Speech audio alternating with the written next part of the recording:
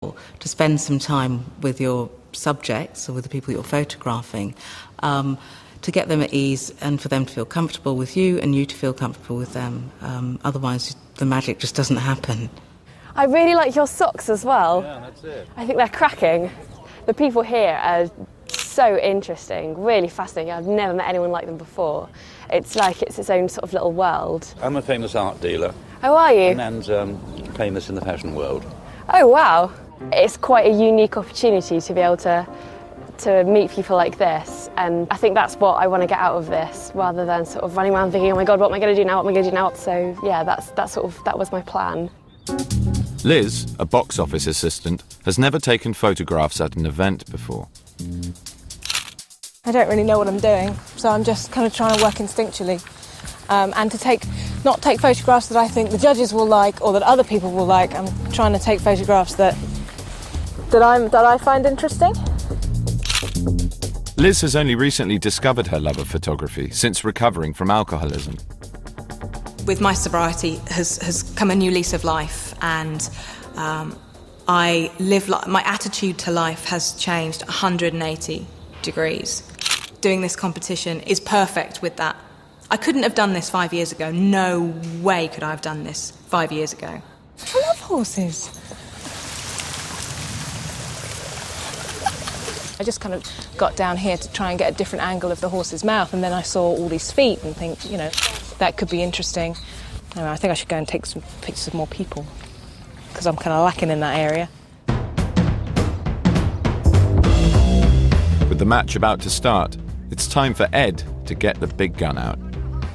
I was just a 300mm telephoto lens. I'll be shooting from the stands, trying to get maybe some action shots of the game in progress.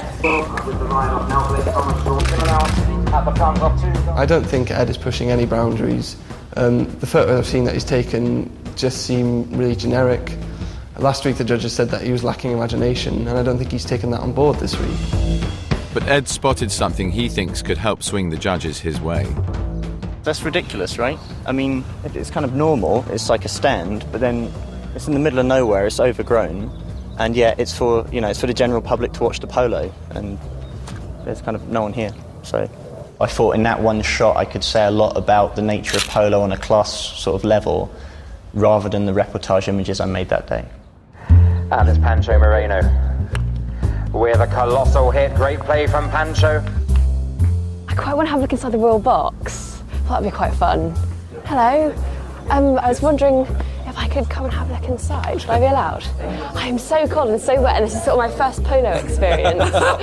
Thank you for letting me in so I can look around. Oh, and you've got the trophy on the Union Jack as well, yeah. Could I take a picture of you with the trophy? Yeah, sure. Well, where would you imagine you were awarding it to me? Would you mind being in my picture as well? Could I get you to stand up here? Portrait and documentary are very interlinked, so portraits can be part of it, but in fact it wouldn't be the full story, because what we're looking for is those observational moments where the subject sort of reveals itself. Okay.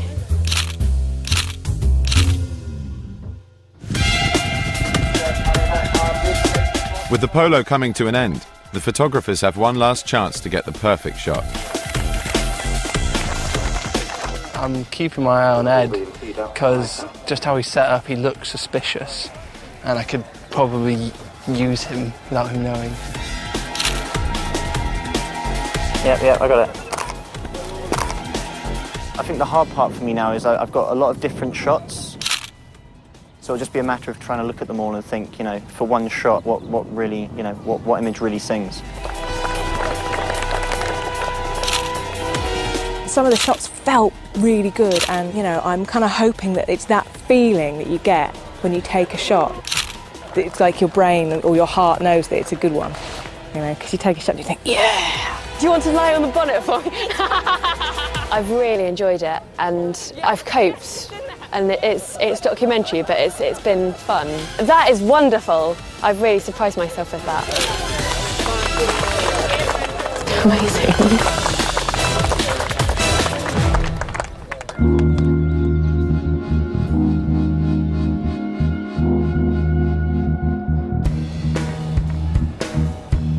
The Nightingale Estate in Hackney.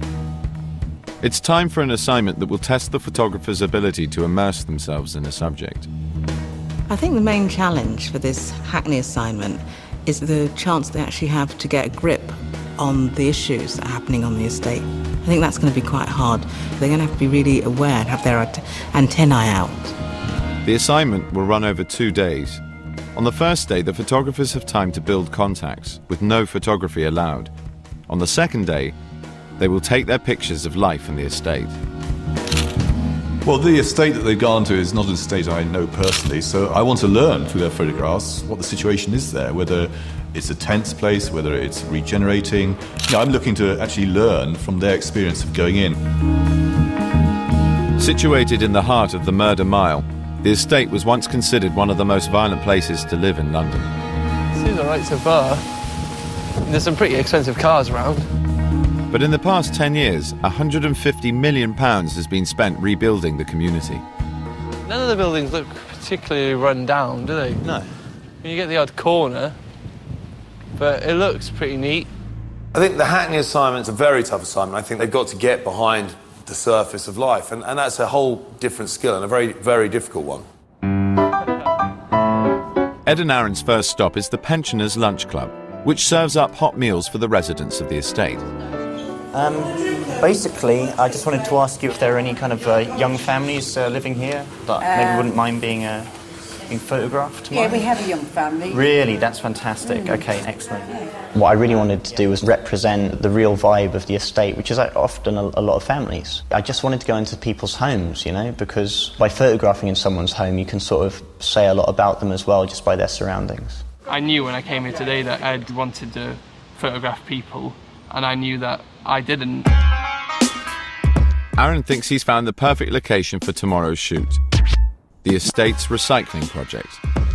This is the yard where we do the food waste composting. Food waste comes off the estate, compost on the estate, compost goes back on the estate. Fantastic. Recycling, it really does interest me, because the impressions I get from the estate is that they keep on knocking down the old buildings, building up new ones, and there's a lot of symbolism in waste as well that I can use. Liz wants to focus on the local youth. She meets up with project worker John Bailey, who takes a group of kids to a local boxing club. We've been working on Nightingale Estate, trying to encourage them in the young people from anti-social behaviour into a bit more responsible behaviour, so that they actually make it for themselves. John was saying about how, it's their purpose to kind of give kids skills and confidence. I think that's really interesting. Lucinda decides to check out the local nail bar.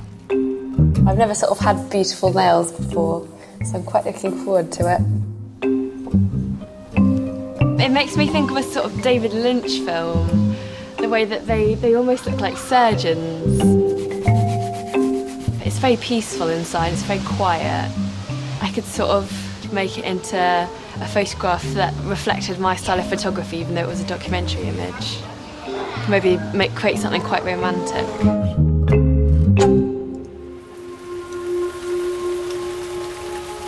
It's day 2 of the immersive Hackney assignment. Ed's contacts from yesterday have paid off. A family on the estate have agreed to be photographed. This is going to be real quick, okay, because I've got the lighting ready. We just stand in place, take the shot, and we can all go in. I think the technical challenge for me is just going to be putting a little bit of light back in with the flash. Just a touch, though. Just because it's quite flat light today. It's like modelling, like modelling. You're a model. That's it. For this brief, it was about, photographing the estate, and I wanted very much to try and put that presence of the estate into the photo. And just by putting that tower block in the background, I think it helps to ground it. Okay, and 3, 2, 1. Today, mentor Joy Gregory will observe the photographers in action and give feedback to the judges. First on her list is Ed. He's lined up a second shoot with pensioner Maisie and her collection of dolls. Okay, let's just see how the focus is. Okay, yeah, I think that's good. I think the danger of being Ed is the danger of being too complacent. He's very comfortable with what he's doing. He's got a very good formula. This is the favourite doll. That's the favourite doll, yeah. The thing is, I think Ed comes in with the photograph already taken. There are no surprises for him, and I'm not sure there are going to be any surprises for the judges. Liz arrives at the boxing club and gets straight to work. I'd love to take a picture with the gloves on. Should we take a picture of you next to this bag here? Okay, if you stay really still, that's great.